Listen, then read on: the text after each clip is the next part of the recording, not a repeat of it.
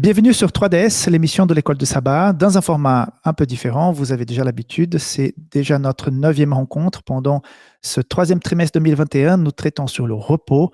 Nous avons eu plusieurs invités qui se sont joints à nous pendant ces rencontres, ces débats, ces échanges. Vous connaissez bien l'esprit de l'émission. On n'est pas ici pour revoir tous les détails de la leçon. Vous avez là chez vous, nous vous incitons à l'étudier, à la préparer. Nous sommes ici surtout pour discuter, débattre un petit peu, enrichir, apporter peut-être des nouvelles idées. Et pour faire ça, je ne suis pas seul. Je vais vous présenter tout à l'heure mes invités, mais je voudrais tout d'abord vous rappeler de vous abonner à cette chaîne sur laquelle vous regardez, à savoir que pendant ce trimestre, cette émission est sur la chaîne d'Espoir Média, mais aussi sur Adventiste FFS, Adventiste au sud de la France, et aussi sur la chaîne YouTube de la Fédération Belgique-Luxembourg, FBL. Donc ici, j'ai aujourd'hui un Québécois de cœur et un Français de cœur aussi. Tous les deux sont à l'étranger, hein, parce que mon ami Cornel, il est de la Roumanie, mais il vit en France, et mon ami Rémi est français, mais il vit au Canada. Donc, comment allez-vous? Rémi, peux-tu te présenter? Oui, ça va bien, merci. Content d'être avec vous un petit peu aujourd'hui. Je ne suis pas souvent en Europe, et surtout par les temps qui courent. Alors, c'est un plaisir d'être avec vous.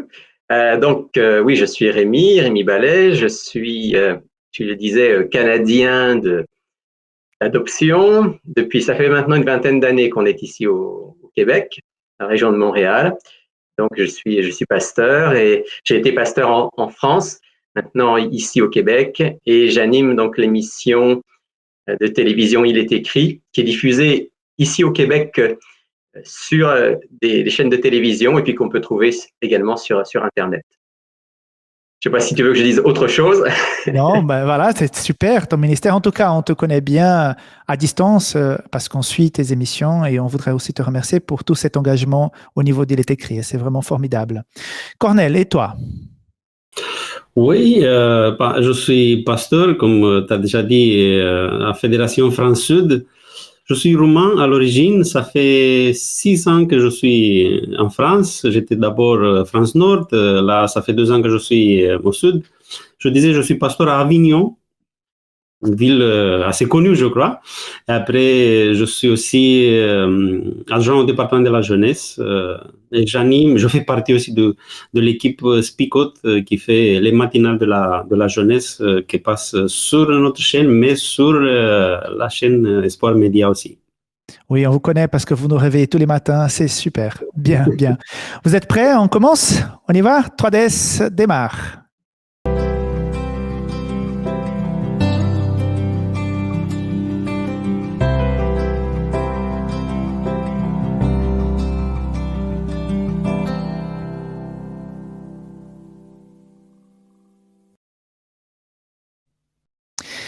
Aujourd'hui, nous allons revoir ensemble la leçon numéro 9, les rythmes du repos. Et nous l'étudions pour le sabbat 28 août, même si elle est mise en ligne un petit peu avant, une semaine avant, pour que chacun puisse s'enrichir et se préparer bien pour les discussions qui auront lieu dans les églises, donc le sabbat 28. Donc, voilà, nous sommes ici et je voudrais commencer ce sujet par rapport le repos, hein, les rythmes du repos par rapport un événement français, puisqu'on a au moins un Français ici, on va voir s'il va défendre cette idée, c'est concernant le calendrier républicain qui a été après la Révolution française, donc tout ce mouvement de renouveau, de changement, donc il faut se séparer de l'Église, il faut se créer ses propres lois, donc c'est un mouvement qui a apporté des choses assez importantes pour la République française, c'est sûr. Mais ils ont eu cette idée de créer un nouveau calendrier pour se séparer un petit peu de tout ce qui était grec, de cette culture aussi du christianisme. Et ils ont voulu créer un calendrier nouveau, un calendrier républicain, où il y avait 10 jours, 9 jours de travail et 1 jour de repos. Et pendant 12 ans, ce calendrier a été à quelque part forcé par l'administration française à l'époque pour que les républiques, les départements, les institutions, tout ce qui était lié à l'État puisse à quelque part changer la façon de dater les choses. Et puis j'étais en train de regarder les noms des mois, les dates, la façon d'écrire, c'était compliqué comme pas possible. Et tout ce processus de changement de calendrier, c'était vraiment pénible. Et les gens qui étaient à la campagne, eux, ils ne voulaient pas en savoir parce qu'ils sont restés assez chrétiens, surtout catholiques. Et pour ça, ils aimaient vraiment d'emblée pas du tout ce calendrier. Mais que diriez-vous si aujourd'hui, on disait aux gens, allez, on essaye le calendrier républicain, 9 jours de travail pour 1 jour de vacances? Est-ce que vous pensez que la société serait d'accord de s'y lancer? Rémi? Bon, en France, ce serait une nouvelle révolution. Hein. Parce que connaissant les Français qui sont champions pour râler, je pense qu'on est les champions du monde de la grève et de tout ce qui s'ensuit. Alors, je suis absolument persuadé que 9 jours de travail pour un jour de repos, ça n'aurait aucune chance de passer. Et toi, Cornel? Ouais, je vois ça compliqué on va dire dans un pays, dans une zone démocratique, parce que, et surtout en France, on a eu les gilets jaunes, on a des protestes pour tout. Vous pouvez vous imaginer qu'est-ce que ça donnerait si on essaye de faire les gens travailler plus. Non, je trouve compliqué. Peut-être dans un pays, je sais pas, où il y a une dictature, c'est un peu plus facile de mettre ça en place, mais dans un pays, c'est compliqué. Après, je sais pas, parce que vous voyez, on a mis en place ce système pour s'éloigner du christianisme, s'éloigner de... Et je crois que peut-être qu'on a déjà réussi à s'éloigner de tout ça. On ne va pas réessayer de changer parce que peut-être, je ne sais pas, en France, un peu partout, on a réussi à s'éloigner de beaucoup de choses que, bon, il n'y a pas besoin aujourd'hui de revenir sur, je ne sais pas, une semaine de 10 jours. Ouais.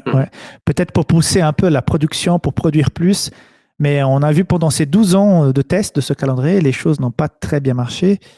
Et les gens étaient très, très fatigués parce qu'à quelque part, la création, et justement, on va rentrer tout à l'heure sur ce sujet, la création a fait que le corps supporte 6 jours de travail, mais à un moment donné, il faut s'arrêter. Hein, et faire 9 jours d'affilée de travail, ça serait vraiment compliqué. Hein. En parlant de création, Rémi, pourquoi il y a encore autant de débats autour de la création?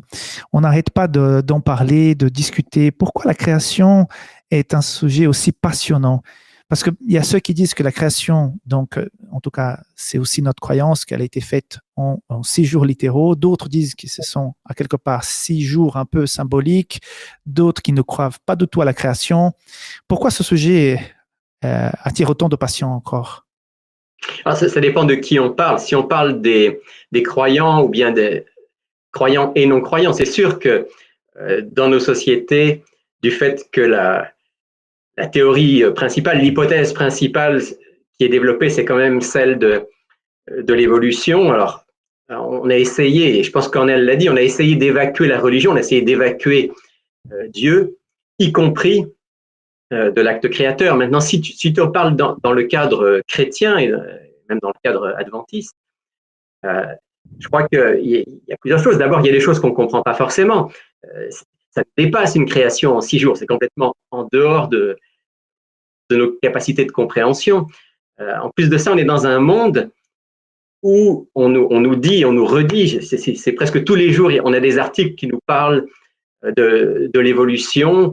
Enfin, moi, ici au Canada, je lis régulièrement les nouvelles et presque tous les jours, on a des nouvelles qui nous disent, voilà, on a trouvé tel ou tel fossile qui date de 70 millions d'années. Donc, il y a quand même une pression très forte et je crois qu'en tant que chrétien, qu'on le veuille ou non, on n'est pas imperméable à ça. Et certains chrétiens aimeraient pouvoir, en quelque sorte, réconcilier l'hypothèse évolutionniste avec la Bible. Alors, on a essayé de le faire, hein. On a essayé de dire, prenez la Genèse, regardez, c'est le même ordre que ce qui s'est passé dans l'évolution.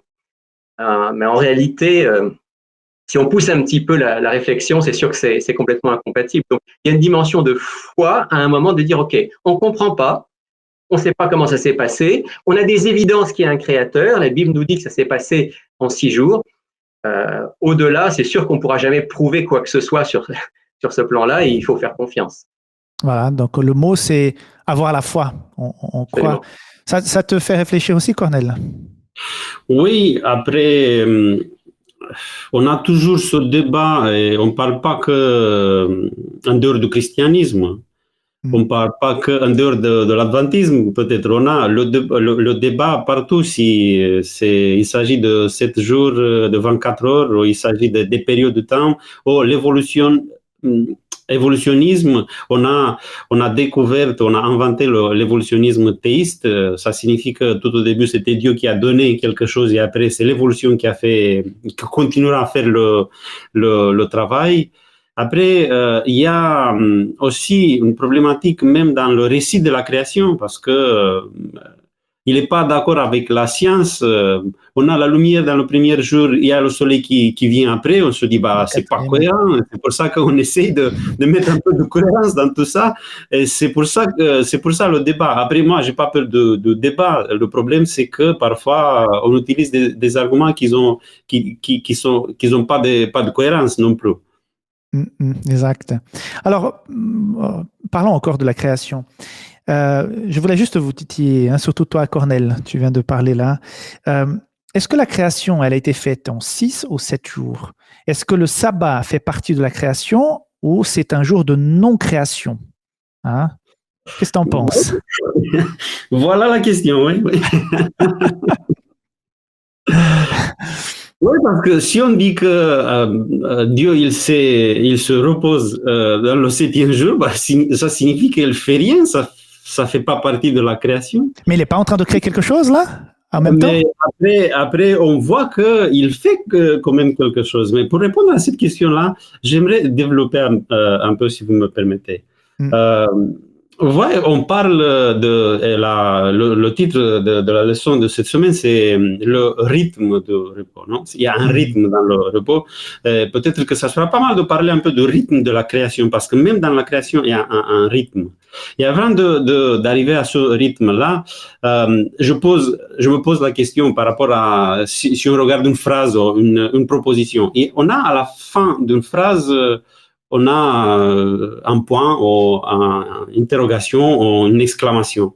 Est-ce que le point, il fait partie de la phrase ou pas? Je me demande, non?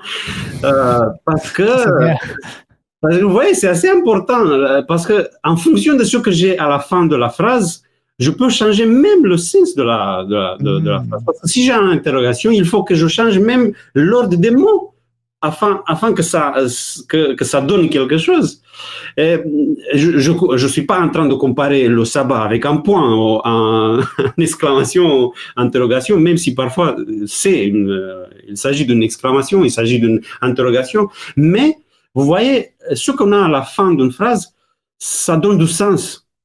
Et c'est comme ça que je vois le sabbat qui vient compléter quelque chose qui donne du sens. Mais je reviens sur le rythme. Pour trouver le rythme de la création, du récit de la création, il faut bien chercher les mots.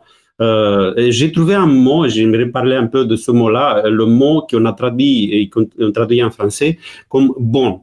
Le mot en hébreu, c'est tob. Tob, ça signifie bon. Et on le voit qu'il apparaît ce mot presque chaque jour parce que c'est Dieu qui dit, il regardait tout ce qu'il a fait, tout ce qu'il a créé, sauf le 2e jour. Il n'y a pas dans le 2e jour. Le 2e jour, il ne le dit pas, mais pour chaque jour, il dit, il a regardé ce qu'il a fait, il dit, bah, c'est bon. C'est bon. Après, qu'est-ce que ça signifie? Je ne vais pas rentrer dans le sens parce qu'il y a plusieurs sens pour ce mot-là. Mais il y a ce mot qui apparaît aussi, qui vient aussi dans le 6e jour, quand l'homme il a été créé, au négatif.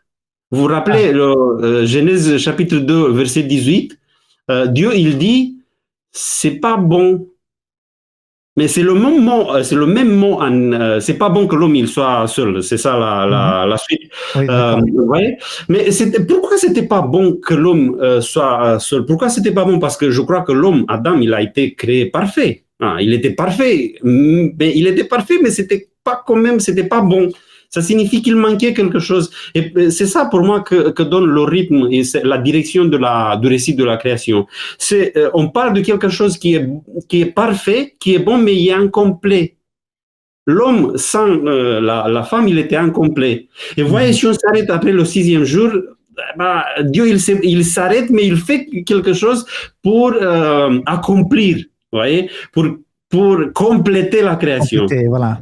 Ouais, c'est ça, c'est ça le mouvement qu'on a dans le récit de la création. On parle de l'incomplet, la lumière, il a créé la lumière le premier jour. La lumière, elle était parfaite.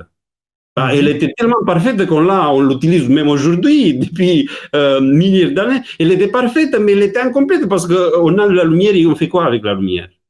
Et pour moi, vous voyez, le sabbat, il vient à la fin pour compléter, pour donner de la plénitude de tout ce qu'on appelle la création.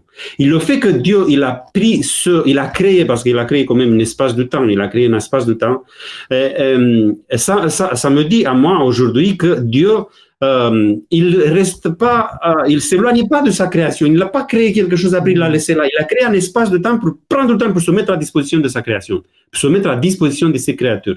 Et c'est ça. C'est le point final qui complète, qui donne du sens à toute cette semaine de la création. Wow, très bien. Merci. Rémi, tu veux... Oui, juste dire en lien avec cette question du rythme, que pour nous, s'il n'y avait pas de jour du repos, les journées seraient une succession infinie. Et je pense que Dieu voulait qu'il y ait quelque chose qui soit bien marqué. On en a besoin, en fait. Hein. On a besoin. Imaginez que toutes les journées soient des journées identiques de travail. On n'aurait plus ce rythme dont nous avons besoin. Nous avons besoin, quelque part, de points de repère dans ce temps infini. Et Dieu nous a donné ce point de repère, en plus un point de repère spirituel. Mais même physiquement, imaginez que les gens travaillent le lundi, le mardi, le mercredi, jeudi, vendredi, et samedi et dimanche, ils retravaillent. Je pense qu'on ne pourrait pas supporter. Nous aurions tous des problèmes. Non. La réalité, Erickson, c'est que ça existe. Il y a des gens qui travaillent non-stop tous les jours, mais c'est effectivement, on n'est pas fait pour ça. C'est dévastateur pour notre santé physique, mentale et spirituelle. Tout à fait, tout à fait. Rémi, une chose, pourquoi, si c'est tellement clair la présence, l'importance du sabbat dans la création, comme dit Cornel, qui est le couronnement de toute cette création, pourquoi on va le répéter dans les 10 commandements? Si c'était tellement clair et évident que le sabbat faisait partie de la création, c'est pas, on va le redire avec plus d'emphase dans la leçon qui vient, la leçon 10, le sabbat, il n'appartient pas au peuple juif. Hein. C'est quelque chose qui fait partie naturellement de la création, qui fait partie du peuple de Dieu. Ça ne leur appartient pas. C'est pour tous les enfants de Dieu. Mais pourquoi il se glisse dans les 10 commandements? Si c'était tellement clair qu'il faisait partie de la création, c'est un peu comme le mariage. Le mariage, même pour ceux qui ne croient pas en Dieu, le mariage, c'est quelque chose qui s'impose pour la plupart, hein, comme quelque chose de naturel. Pourquoi le sabbat n'a pas cette place naturelle? Il a fallu le mettre dans les 10 commandements. Alors, ça dépend de ce qu'on entend par naturel, Rickson. Je ne suis pas sûr que le sabbat soit naturel au sens où, par exemple, on parlait de rythme, on parle de rythme. Hein, le rythme qui consiste à travailler le jour et dormir la nuit, ça c'est très naturel. C'est-à-dire qu'on n'a pas besoin que qui que ce soit nous dise que la nuit c'est fait pour dormir. On a même au niveau physiologique ce qu'on appelle des synchroniseurs qui font que notre corps se prépare à dormir. Je ne suis pas sûr que le sabbat soit du même ordre. On a fait souvent remarquer, hein, vous savez bien que on peut expliquer le jour, donc c'est le temps que la Terre met pour tourner sur elle-même. On peut expliquer le mois lunaire au départ. On peut expliquer l'année, mais on peut difficilement expliquer la semaine. Certains ont essayé de le faire en disant que c'était une division du mois lunaire qui serait de 28 jours et puis qu'on aurait divisé par 4, mais c'est un peu bancal, d'autant que le mois lunaire, pour la plupart d'entre nous, il est plutôt de 29 jours. Donc, je ne suis pas sûr que ce 7 jours il soit naturel au même sens que, par exemple, la journée de 24 heures. Dans ce sens-là, on peut dire que le sabbat, c'est une création, mais une création que Dieu donne à l'être humain. Et alors, à travers le temps, c'est sûr que ça s'est largement perdu. Hein. Tu fais mention, Nixon, du fait que Dieu a redonné cette dimension du sabbat dans les 10 commandements. Mais il faut se souvenir que juste avant les 10 commandements, le peuple d'Israël a passé quand même pas mal de temps en Égypte et j'ai du mal à croire qu'en Égypte, ils pouvaient observer le sabbat. Donc, ils avaient largement eu le temps d'oublier le sabbat et ils avaient besoin vraiment de le redécouvrir. Cornel, donc pourquoi le sabbat est important et pourquoi il apparaît dans les 10 commandements? Le quatrième commandement que vous avez déjà mentionné, il commence comme ça, souviens-toi. C'est cette tendance d'oublier les choses, oui. Ils avaient oublié, c'est vrai, il y a eu cette passage par l'Égypte. En Égypte, je ne crois pas, comme Rémi le disait, je ne crois pas que Pharaon il disait, allez, c'est le sabbat pour vous, okay, je vous laisse pas travailler. Oui, bon, je vous laisse. Non, c'est clair qu'ils avaient déjà perdu la notion du sabbat. Ils avaient perdu le rythme. Et c'est pour ça que voilà, exactement. on va retrouver le rythme. On verra ça par la suite après. Et on va retrouver le rythme. C'est toujours le rythme qu'il faut garder. Et c'est pour ça que peut-être Dieu il dit, mais je crois qu'il y a quelque chose de plus profond que ça. Parce que là, Dieu il est en train de faire un contrat, un pacte avec le peuple d'Israël. C'était important que le sabbat y figure. Hein. C'était vraiment le signe d'alliance entre le peuple et son Dieu. Tout à fait. Et je crois que s'il est placé là où il est placé, au milieu de 10 commandements, ça signifie qu'il y a quelque chose de plus, hein, oui, quelque chose de plus profond que juste le fait qu'ils avaient oublié. Parce que nous aussi, on a la tendance d'oublier, mais c'était plutôt le fait qu'à travers le sabbat, Dieu il va continuer à créer cette plénitude qu'il avait créée tout au début. Si on laisse de côté le sabbat, ça signifie c'est pas complet. Vous voyez, je reviens sur l'idée de complet en complet. Voilà. Tu insistes là, c'est super. Mais Cornel, avant Exode 20, où on voit pour la première fois le sabbat dans les 10 commandements, il y a aussi Exode 16, où il y a cette histoire de la manne qui tombe du ciel. On ne va pas raconter toute l'histoire ici. Et puis, je vous invite, vous qui regardez cette émission, à étudier votre leçon et à vous attacher à Exode 16, Exode 20 et à Deutéronome 5. Là, il est question de la manne, Cornel. Pourquoi ce récit est important? Quels sont les aspects pratiques? Pourquoi il est là? Quel est ton avis par rapport à ça? Je reviens sur le rythme. Hein. Il faut garder le rythme parce que la manne, on va s'imaginer, le peuple d'Israël vient de sortir de l'Égypte. En Égypte, ils avaient une vie qui était d'abord assez contrôlée par les autres parce qu'il fallait travailler, je ne sais pas, le temps de repos, la nuit qu'ils avaient, c'était vraiment compliqué pour eux, mais c'était une vie assez disciplinée parce que quand on travaille, on est discipliné, on travaille, on garde un rythme de travail, on arrive au désert, il y a rien à faire, qu'est-ce qu'on fait, qu'est-ce qu'on travaille, c'est pour ça que Dieu, à part le fait qu'il va leur donner à manger, c'est un miracle, la manne qui tombe du ciel, à part le fait qu'il va donner leur à manger, Dieu, il va essayer de le maintenir dans un rythme qu'il avait déjà établi avant. Et c'est important que l'épisode de la manne, il vient avant le mont Sinaï parce que il y a beaucoup de monde qui disent aujourd'hui que le sabbat, c'est pour les Juifs. Dieu a donné le sabbat aux Juifs, même si tout au début à la création, il n'y avait pas de Juifs. Et après, il y a Jésus qui dit que le sabbat, il a été créé pour l'homme. L'homme, pas juif, pas roumain, pas canadien, c'est pour l'homme. Ouais. Si c'est pour l'homme, c'est pour ça que c'est important le fait d'avoir ce récit avant. Mais c'est surtout une idée de rythme. Parce qu'il fallait prendre la manne chaque matin, sauf le samedi. Parce que le samedi, c'est un peu l'idée de jour de repos. Et vous imaginez un procrastinateur à ce temps-là, il se lève le matin, le procrastinateur qui pousse tout le temps, je le ferai un peu plus tard, je le ferai un peu plus tard. Et plus tard, si tu le fais plus tard, tu n'auras rien à manger pour aujourd'hui. Et si ça tombe un vendredi matin, tu n'as ni pas vendredi non plus.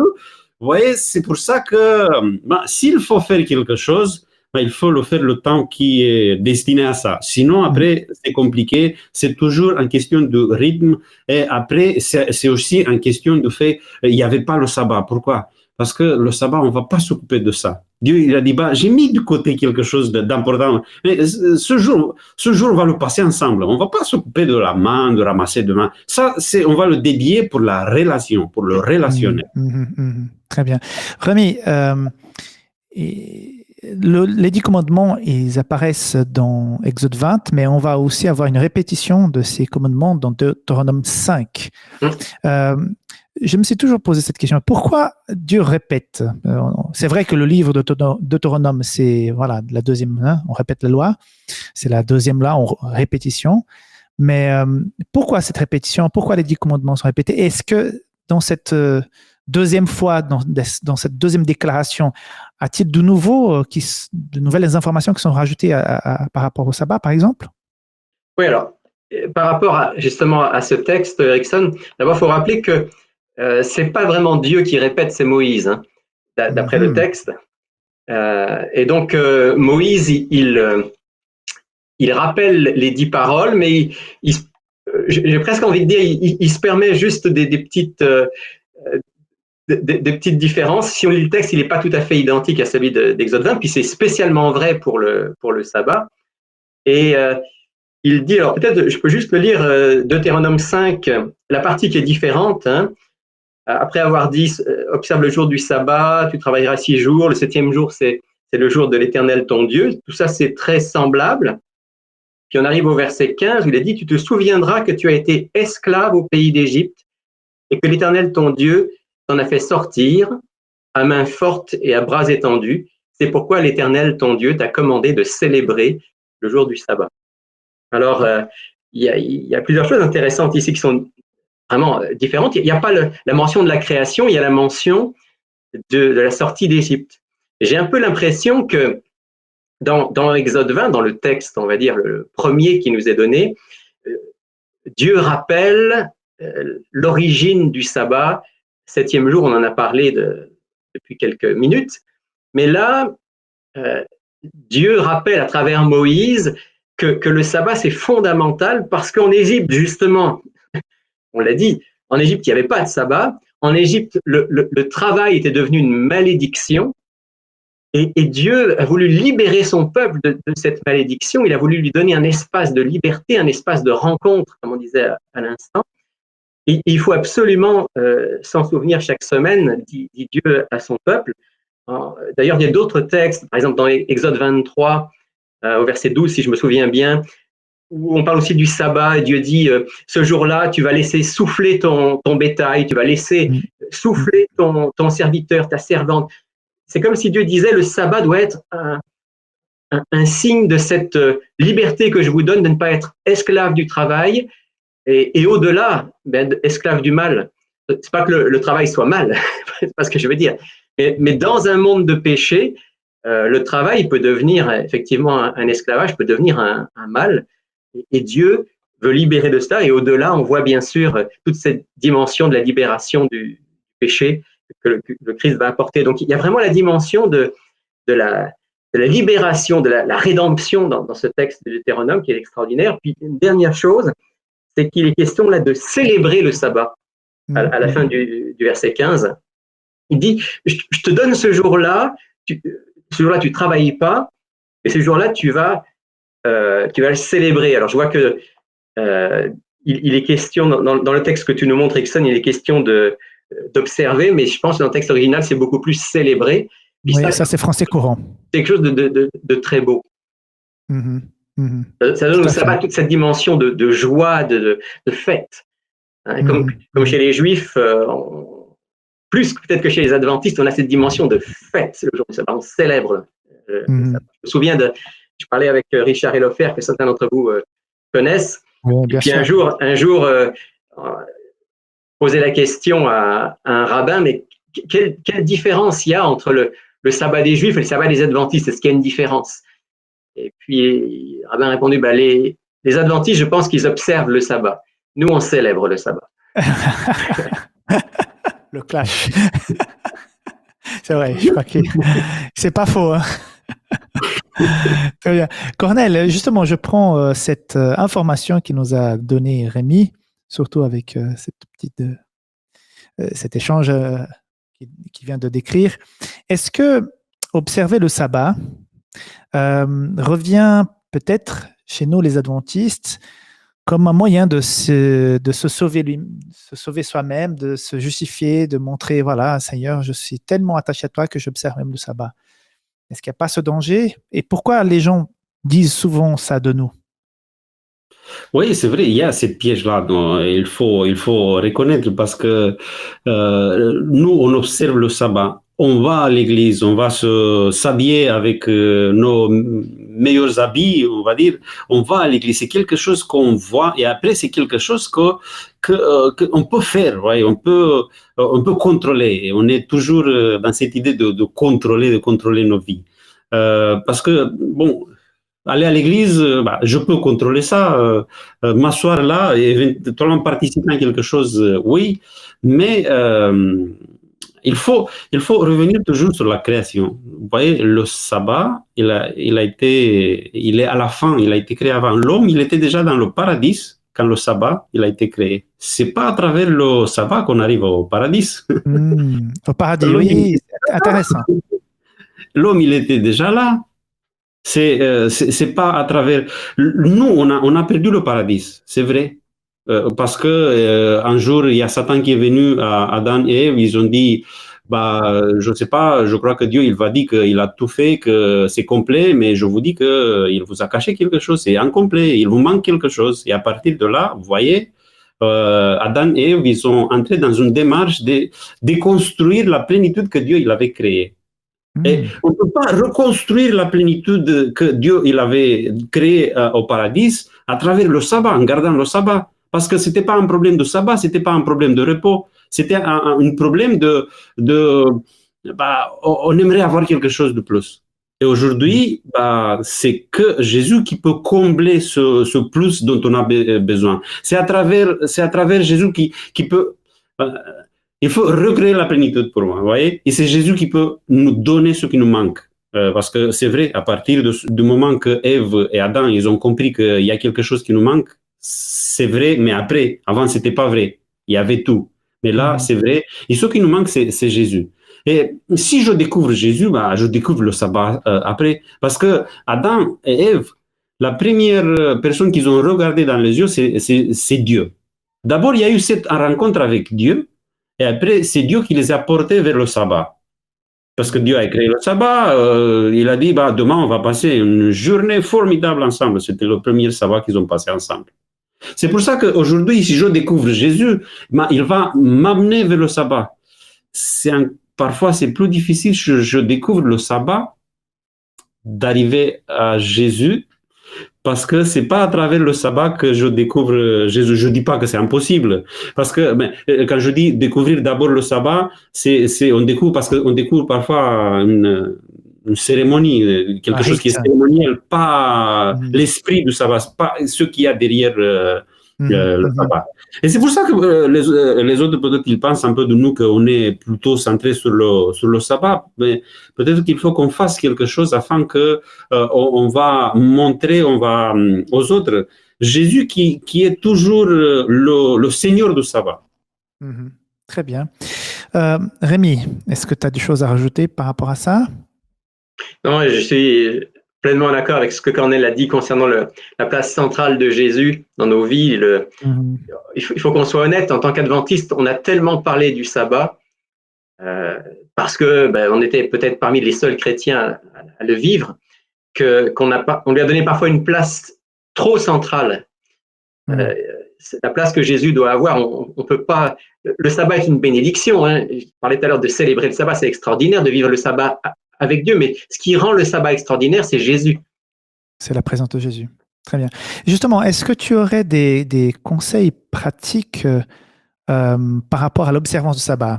Toi, en tant que pasteur, en tant que quelqu'un qui a déjà voyagé pas mal dans le monde, tu as déjà vécu en France, mais tu vis aussi dans une autre culture.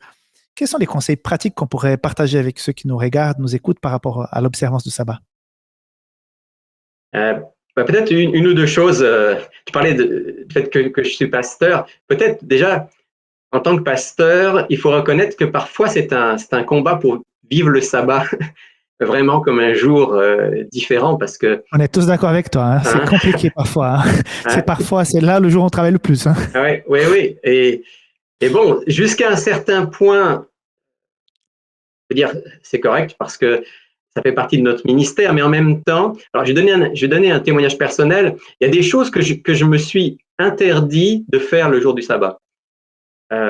Même si ça fait partie de mon ministère pastoral, parce que je voudrais vraiment que le jour du sabbat reste une journée particulière de relation avec Dieu, de relation avec mes frères et sœurs, d'aide aux plus démunis. Donc, par exemple, je ne mets jamais de comité le jour du sabbat. C'est un principe que je me suis donné depuis toujours, sauf exception, il peut y avoir des exceptions, hein. Mais je ne place jamais de comité parce que quand je rentre dans le comité, je me retrouve encore dans ce système de voilà, on a des problèmes à résoudre, etc. Donc, c'est des petites choses pratiques qui font que pour moi, le sabbat reste le sabbat. Si on doit avoir un comité, si on doit régler les problèmes, on fera ça un autre jour. Alors bon, ça c'est pour moi en tant que pasteur, mais j'imagine que quelqu'un qui n'est pas pasteur peut aussi, et même doit, préparer le sabbat. Alors ça, c'est peut-être la deuxième chose que je voudrais dire. Un bon sabbat, c'est un sabbat qu'on prépare bien.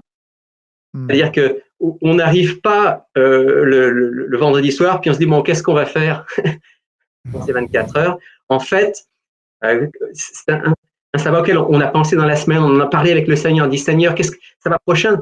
Comment va être remplie cette journée spéciale pour qu'elle soit vraiment à ton honneur, puis que en même temps, ce soit une journée tournée vers les autres. Je pense que la préparation du sabbat, c'est extrêmement important pour que ce soit une journée pleine et entière, en essayant de ne pas en mettre trop quand même. D'accord. Et toi, Cornel? Oui, il y avait quelqu'un qui disait que observer le sabbat, ça commence pas vendredi soir au coucher du soleil, ça commence dimanche, juste après avoir fini le sabbat, préparer le sabbat d'après. Bah, pour nous, en tant que pasteur, c'est plutôt vrai ça, parce qu'on commence à préparer le sabbat avant, mais on va laisser ce qu'on fait le sabbat en tant que pasteur, on va revenir sur la joie, sur le relationnel, sur aller à l'église aussi, pourquoi pas, parce qu'on a cette besoin, Dieu qui nous a créé, nous a mis dans une dimension relationnelle avec le prochain, pas avec juste la famille, avec le prochain, avec celui qui est à côté. Et pourquoi pas se mettre à disposition de Dieu pour servir les autres, même le jour de sabbat. Je reprends les paroles de Jésus quand il disait j'étais au prison et vous êtes venu me voir. J'étais malade et vous êtes venu aussi me voir. J'avais soif, vous avez donné à boire. Il ne dit pas j'étais à la synagogue et vous êtes venu me voir, vous rencontrer avec moi. Pourquoi? Parce qu'il y avait cette habitude. Il ne fallait pas insister sur l'habitude d'aller à la synagogue, surtout pour les Juifs. Il y avait cette habitude. Mais peut-être qu'il faut rajouter des choses. Pourquoi pas? Je dis pas qu'il faut, je sais pas, voir les malades que samedi, ou le laisser pour samedi, et comme ça, on est... Non, mais il faut rajouter peut-être des choses pour se réjouir et pour faire une joie pour les autres aussi, pas que pour soi-même. Alors justement, je voudrais enchaîner, et ça sera notre dernière question pour notre débat ici, c'est comment devait être notre engagement avec l'Église le jour de sabbat? C'est vrai que nous avons parlé de préparer le sabbat plutôt au niveau personnel, famille, tout ça, mais je dis que c'est très important de passer le sabbat en famille.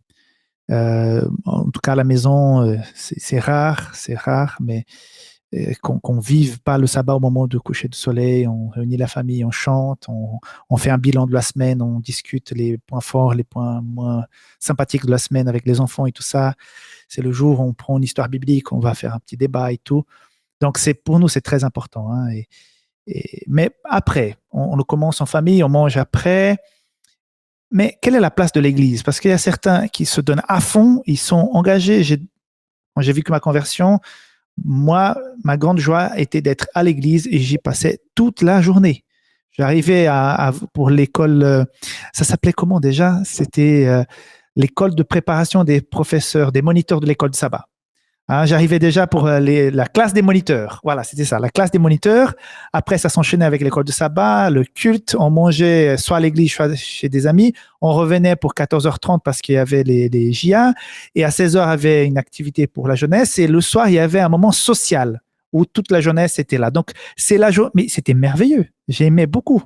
Hein. Mais c'est un peu trop quand même. Alors, comment équilibrer cette relation sabbat et activité en église? Oui, je crois aussi, Erickson, que ça dépend beaucoup de chaque personne. Je veux dire, quelqu'un qui est seul, par exemple, et on a beaucoup de gens seuls dans nos églises.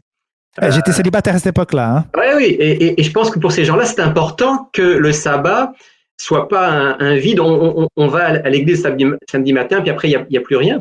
Donc, je crois que alors, de quelle manière, c'est pas forcément toujours de manière organisée pour l'ensemble de l'église. Ça peut être aussi, comme tu disais, en s'invitant les uns les autres, en organisant des choses les uns avec les autres.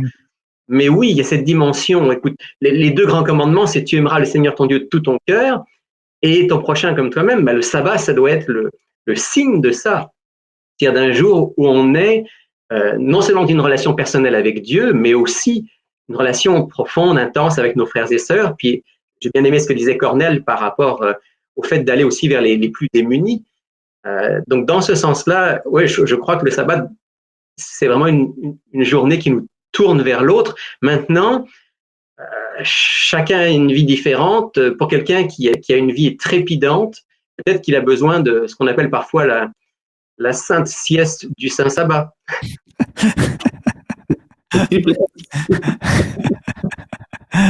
Cornel, et pour toi?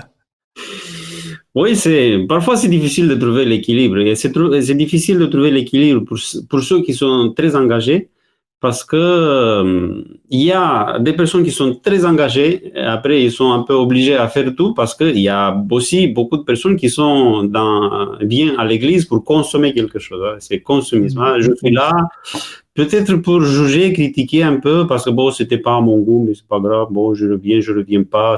Vous voyez, et je crois que Covid n'a pas aidé trop, parce que on a fait des réunions en Zoom, on a inventé des mots présentiels, distanciels.